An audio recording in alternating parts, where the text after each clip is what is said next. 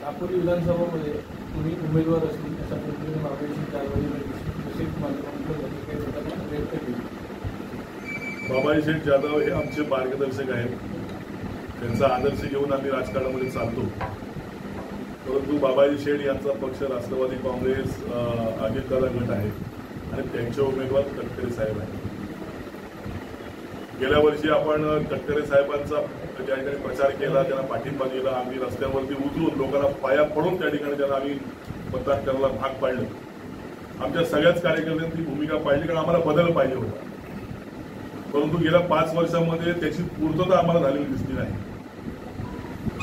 बाबाजी शेठ जाधव यांनी माझ्याबद्दलचं व्यक्त केलेलं मत हे चांगलं आहे, परंतु आजच्या आमच्या बैठकीमध्ये अशा पद्धतीची भूमिका झाली की सन्माननीय राजसाहेब ठाकरे यांच्याकडे या सगळ्या मंडळीत जाऊन महायुतीचा भविष्यातला चेहरा हा वैभव खेडेकर या ठिकाणी असतील अशा पद्धतीचं जाहीर करावं, म्हणजे आम्हाला काम करायला सोपं जाईल.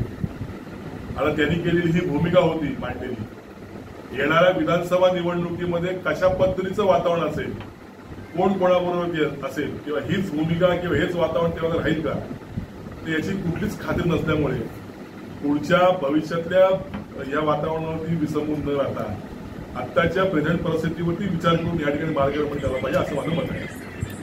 नुकत्याच झालेल्या भाजपच्या निर्धार मेळाव्यामध्ये मंत्री रवींद्र चव्हाण यांनी असं सांगितलं होतं की येत्या 18 तारखेनंतर सर्व जे घटक पक्ष आहेत महायुतीतील त्यातील सर्व जे प्रमुख पदाधिकारी आहेत ते एकाच व्यासपीठावर तुम्हाला दिसून येतील.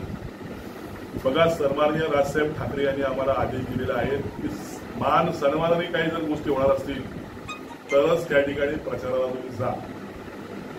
हे अशा पद्धतीने आम्हाला गृहीत धरून जर का काही गोष्टी करत असतील तर आपला महाराष्ट्र नवनिर्माण सेनेचा कार्यकर्ता अशा कुठल्याच गोष्टीला भीक घालत नाही. आम्ही चालतो हे सन्माननीय राजसाहेब ठाकरे यांच्या आदेशावरती.